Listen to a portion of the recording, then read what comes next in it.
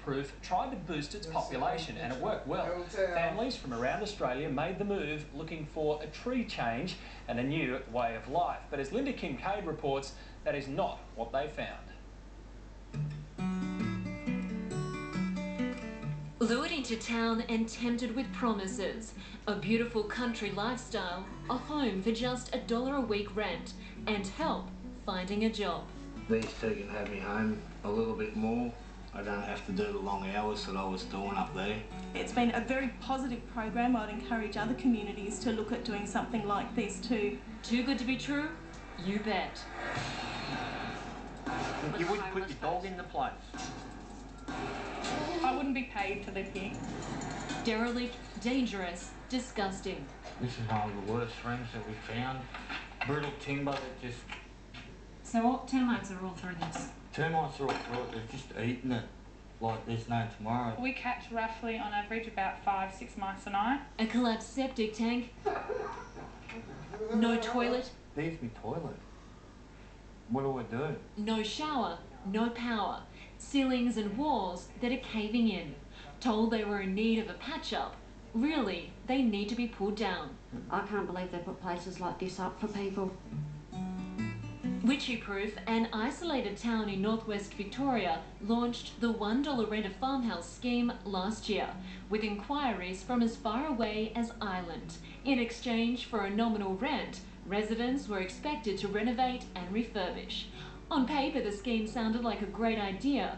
3 families were accepted. They quit their jobs, pulled their kids out of school, and moved into town. At the time, organiser Carly Brown invited us to have a look at the best that was on offer. All right, guys, finally here. Yeah, it's cool. What we didn't see was this. So this is where you're meant to shower and Yeah, this is the bathroom. Katrina and Don Davis relocated from Sydney's Sutherland Shire. 7 months pregnant, she brought along her 2 little kids and nephew. We actually use a hose and connect it to this. Forced to send her 2 children interstate to live with grandparents after the ceiling caved in, while 5-year-old son Caleb was asleep. So it was lucky he wasn't sleeping on the top bunk. It was. The top bunk actually broke the big pieces in parts, so he only ended up with little pieces on him. If he had been on the top bunk, it could have killed him.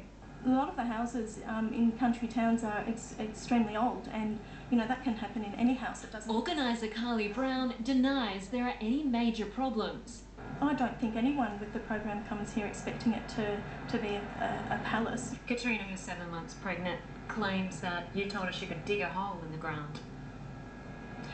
The toilet was removed at one stage by a... Is that true, Bud? Is it true you told her she could dig a hole in the ground? No, I didn't tell her that she could dig a hole in the ground.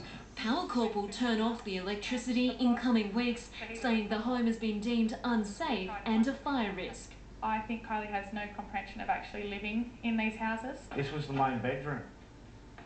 And this is how we found it. Just gyprock hanging down, gyprock folding off, mud behind the walls. Janelle and husband Scott Grimshaw Hughes moved into town with their daughters from Tweed Heads. I think it's got the right ideas, but they haven't had any forethought behind it. Scott, who's a carpenter by trade, was told they can rent in town while he renovates, but he says this is beyond repair. Given the other rooms have had the ceilings come through, do you think the rest of this will fall through? Yeah.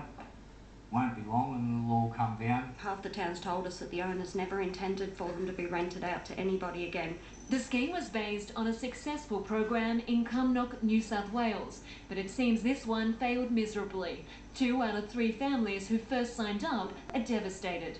One family, the Hugendorns, say they're content. Do you think the system's failed? No, not at all. This program is not going to suit everyone. The organisers of the Cumnock scheme are even distancing themselves from the program. We recommended the families view the farmhouse before moving in, and that families be given a council condition report of the house. Clearly, that hasn't happened. We would never move pregnant women or babies into an unrenovated farmhouse with no toilet. They have been inspected. I can't see how she could have. I mean, half the house is filled with termites. Anyone, unless you're blind, you'd notice. Carly Brown is now organising 2 new families to move into the homes. You believe that they're livable? Absolutely. Stay where you are, you're better off. $1 a week isn't worth it. And despite asking to see that building inspection paperwork, Linda Kincaid reports the families have not received it and they are considering legal action. We'll be back right after this.